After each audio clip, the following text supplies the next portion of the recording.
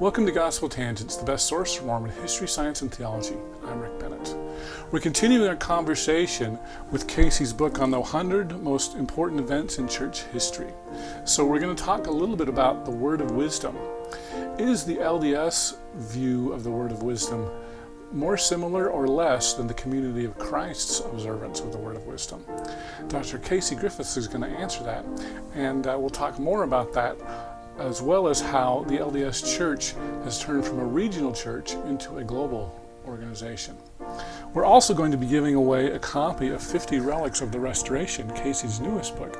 And so if you'd like to sign up to win this, I'm going to be giving it away in episode 8 here shortly. So sign up at gospeltangents.com/Casey, that's C-A-S-E-Y, if you'd like a chance to win this fantastic book. It's a signed autographed copy, by the way. So now back to our conversation. Another example might be the way the Community of Christ sees the word of wisdom. They follow much more closely kind of the version of the word of wisdom that Joseph Smith would have followed, to where coffee and tea, aren't that really big a deal. I know Bill Russell has said, all you got to do is let it cool and it's not a hot drink anymore. Yeah, I love Bill too. He's hilarious. Yeah. He makes me laugh. To get Bill but to see how their interpretation of the word of wisdom changed, you can't really understand the way we live the word of wisdom unless you know who Heber J. Grant is. Heber J. Grant is the person that really makes the word of wisdom a signature component of the Church of Jesus Christ of Latter-day Saints. Even Brigham Young comes along after Joseph Smith and says, all right, this isn't just a suggestion now, this is a commandment. And when I want to shake my students up in class, I show them this entry in Joseph Smith's journal where he's like, I went and got a beer with brother so-and-so, and my students are like, oh no, because they see Joseph Smith as like a Latter-day Saint exactly the same way we are today. Well, Brigham Young gets up and says, we've had 20 years. I think we can move this from suggestion to commandment, but he doesn't put any consequences in. Like, well, if you don't do it, we're not going to do anything to you. You can still go to the temple. You can still go to the temple, for instance. So it's kind of like... I want to say I saw a picture of the Salt Lake Temple, was it the Celestial Room, that had spittoons. Yeah, and Brigham Young used chewing tobacco. As I understand it, he eventually kicked the habit, but it helped him with pain in his teeth, Didn't it cause the pain in his teeth? I guess he had bad teeth and tobacco assuaged it. There's one story where Brigham Young used to keep a swatch of tobacco in his pocket and pull it out and go, who's stronger, me or you, and then put it back in. But at any rate, the word of wisdom in Brigham Young's time, and John Taylor and so on, was kind of like the way, ministering is now. We all know it's a good thing and that we should do it, but if a person doesn't do it, there's not really any consequences. The word of wisdom was like that until Heber J. Grant says, if you want to go to the temple, you have to live the word of wisdom. And this is what the word of wisdom means. And it's point. Wasn't that a reaction to Utah overturning prohibition? No, it happened around the same time that prohibition came into effect. So it's the early 1920s when prohibition goes over the entire United States that Heber J. Grant makes observance of the word of wisdom a requirement to go to the temple. I thought it was at the end. Yeah, Heber J. Grant is pretty political as well, and he was very strongly in favor of prohibition. But it happens concurrent with prohibition, not as a reaction to the end of prohibition. Heber J. Grant is mad when prohibition ends. Utah, I think, was the state that voted to end prohibition, and Heber J. Grant was like, you guys have ignored me. See, I could swear that the story that I heard about Heber J. Grant was, it wasn't a temple requirement. The word of wisdom wasn't a temple requirement until Utah overturned prohibition. So is that not a true story? It's not a true story. As I understand it, it's in the 1920s. It's almost immediately after he becomes president of the church that Heber J. Grant felt really strongly about the word of wisdom. Right. And he almost immediately after he became president of the church. Now, we also might put too much pressure on President Grant as well. There's indications that Joseph F. Smith also had started to turn the pressure up on the word of wisdom a little bit. We have records, for instance, that he told a bishop that was drinking that if he didn't clean up his act, he would be removed as bishop. And Joseph F. Smith also is the person that changes the practice from using wine in sacrament practices to using water, and that is linked to the word of wisdom as well. Oh, I thought water was much earlier than that. Really? No, it was really the early 1900s. The date, and I might be wrong here, is 1906, I think, when it becomes... It's not uniform across the church, but around that time is when the first presidency and the 12 start using water instead of wine in their sacrament, and they set the tone, right? And so it becomes common then. So we've known since Section 27 was given in 1830 that you could use other things, but we did typically use wine until... And that's been another interesting aspect of exploring these different things. I visited a little church called the House of Aaron that's a break off from our church. Oh, I've met somebody from there. Oh, the House of Aaron, that's a whole other 6-hour conversation. But they use wine in their sacraments. There was a guy named Stevenson that I met at the Remnant Church in Independence. Yeah, they have connections to the Remnant Church. Again, there's this whole web. But I've been out there and hung out with them, and I wrote a paper on them. Because they do consecration. Yeah, they still live the law of consecration at a place called Eskdale. You and I need to go to Eskdale. We do need to go to awesome. Eskdale. I love Eskdale.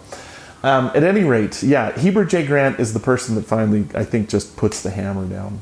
But there's pressure from Brigham Young all the way up to making the word of wisdom more than just a suggestion, making it more of a commandment. Now, in Community of Christ, in the RLDS tradition, as I understand it, that pressure doesn't exist quite as much. And so their observance of the word of wisdom, ironically, is probably closer to what Joseph Smith did than what we do today. But it does show, like I said, that there's other people in the church besides Joseph Smith that affect the course of the history of the church.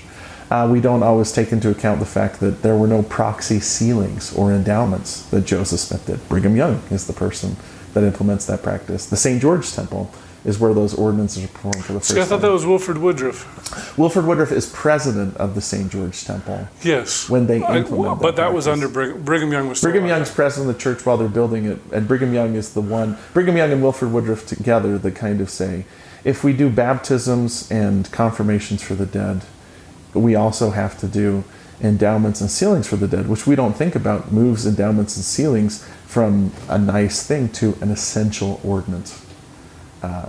Like I said, they're sitting there thinking about it, and they basically implement that. That's a Brigham Young thing. Church correlation, which is the thing that comes about when President McKay is there, is a huge thing that we don't often think about or realize. In our conversations with Community of Christ, for instance, sometimes it's really difficult to pin down exactly what they believe on a given subject. Well, I'm trying to remember, because the last time I talked to Locke was about 3 years ago, I believe, and he said they were thinking about making the word of wisdom a little bit more strict for leaders, but leave it alone as is for members. Yeah. Well, that goes back to correlation, right? Is that the Community of Christ has a less strict correlation system. They did try something that sort of blew up and didn't work out that well. But our correlation system makes it so that if you're an active member of the church in the United States and an active member of the church in Thailand, you pretty much have the same understanding of what the word of wisdom means. That is rare in the religious world, I'll just say. That a uniformity of belief, the kind of which Latter-day Saints have across the board, is rare. And it comes at a cost in some senses too. There's some things that are correlated that maybe don't need to be, but on the whole, correlation has given us kind of this unified expectation. And church members will often get up and say, hey, I went to church in this foreign country, and it was cool to see them studying out of the same manuals as us. And yes, that's great. At the same time, too, there's some question as to when we say the church is globalizing, how much do we give? Like, another facet of my research that we wanted to put into this book was the transition from a regional American religion to a global faith. And one of the major questions that the correlation movement had to ask was, what is the gospel? Like, what's American culture? And what is the gospel? And to what boundary do we cross over the two? For instance, I have a friend who works in educational groups in Africa. And in Africa, the idea that a husband and wife would kiss in public, in certain parts of Africa, is just taboo. It's pornographic. Like, they would see it as terrible. Yeah. And he told this story where this local American leader of the church was worried that the husbands and wives weren't expressing enough affection. And so he held the fireside, and he brought his wife up front, and he gave her a big kiss in front of the congregation and said, I want all of you to do this. And the entire congregation was just sitting there like horrified. Like, how can we do this? Well, we'd have to go back to the earlier question of, is kissing your wife in public a facet of the gospel? It's really not, right? It's something that is part of American culture, and in America is a good way of expressing your affection and love for your spouse, but it's not necessarily something that we have to transfer somewhere else. Now, other things like the atonement, repentance, the Book of Mormon, we do have to transfer from cultures, and if they come into conflict, we have to deal with that. But there's a lot of leeway, and church leaders have been negotiating this boundary for a really long time as to what's gospel culture and what isn't gospel culture. See, that brings up an interesting thing. I was just listening to a podcast with Patrick Mason, and he was talking a little bit about correlation as well, and he talked about drums. In America, drums are terrible, and they're not reverent, and we would never ever think of them as being in a church meeting. But in Africa, drums are considered sacred. And we've Americanized Africa, and we don't allow drums. And he's like, shouldn't we give a little bit more leeway on that? Yeah, and like I said, I'm not second-guessing church leaders. President Kimball especially led a movement called Reduce and Simplify, where he was trying to say, hey, a lot of the stuff that we're exporting to members of the church outside the United States isn't stuff that is the gospel. Because they can't afford an organ. Yeah. And I served as a curriculum writer for the church, and honestly, one of the big questions was, would this make sense to a person in Mongolia? We were always supposed to ask ourselves that. Our leaders would always say, hey, the average seminary teacher in the church is a 3-year convert that's in their 20s. Are you writing for that person, or are you writing for an American person that's raised in the church? With a bachelor's degree. With a bachelor's degree and all that stuff. So if you wrote in like a football story, you had to take into account that a person in another country might think football is something totally different Soccer. than you think it is. Yeah. You'll note that in General Conference, general authorities are going out of their way to saying, during the American Civil War, and things like that, to differentiate for international members of the church.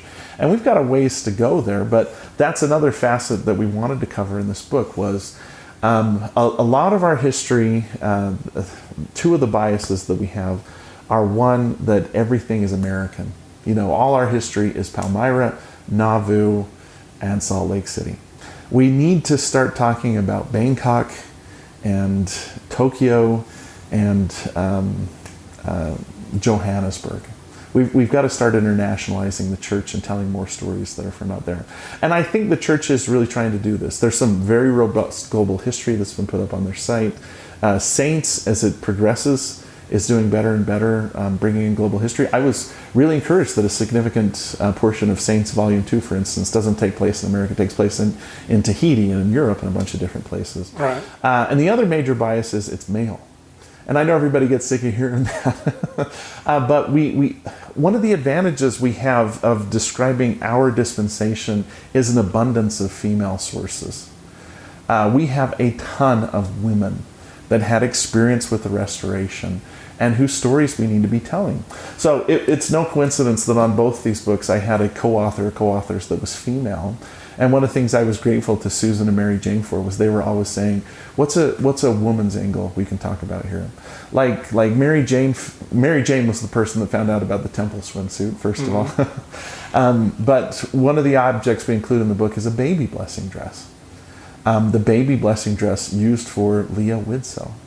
Now, Leah Widsow's fairly well known. She's the wife of John A. Widsoe. She's super smart. She writes a couple books with John A. Widsoe.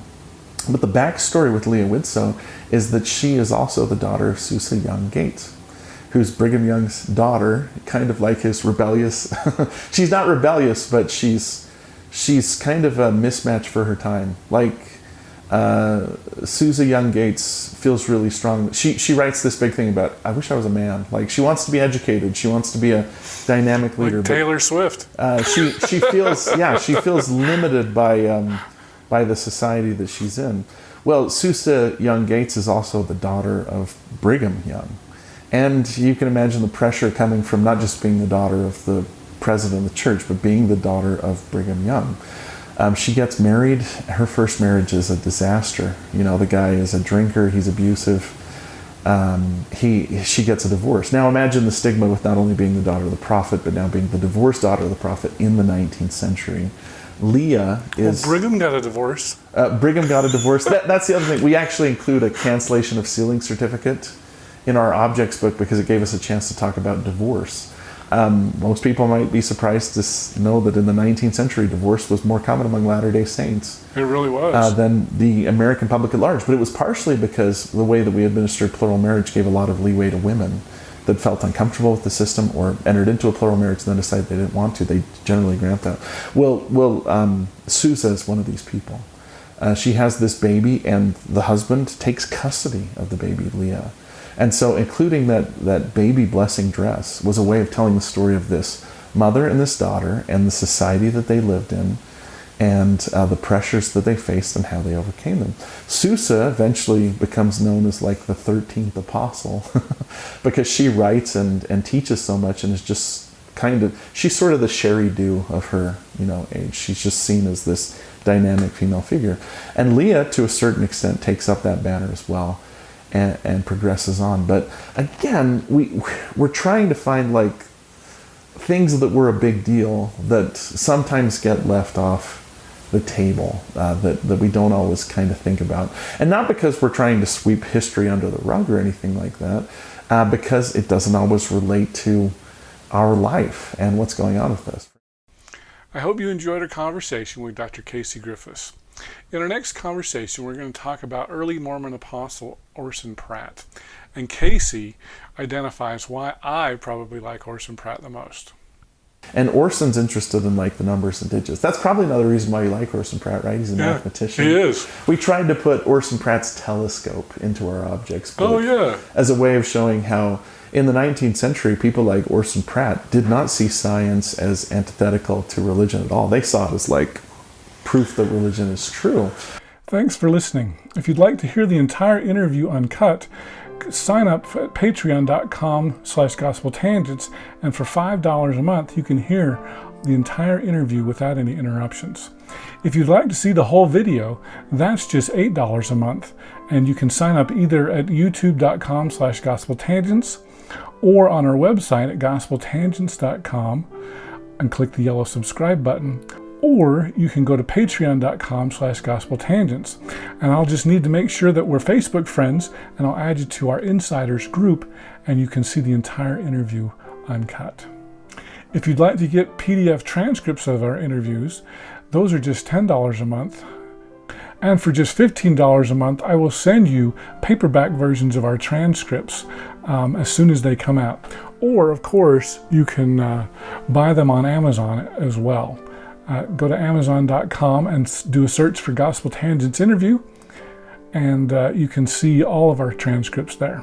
Don't forget to sign up for our updates at Facebook.com/gospeltangents. Of course, you can follow us at Gospel Tangents on Twitter. To hear our interviews updated to your podcast player, go to tinyurl.com/gospeltangents and make sure you give us a 5-star review. And of course, you should show your support for Gospel Tangents with one of these cool t-shirts like this green one, or light blue, sport gray, royal blue, purple, of course black, beautiful gold, and of course Utah red. I've probably left out some colors, but if you want to see more, go to gospeltangents.com/shop and you can get one of these. So once again, thanks for listening. Click here to subscribe, here for a transcript, and over here we've got some more of our great videos. Thanks again.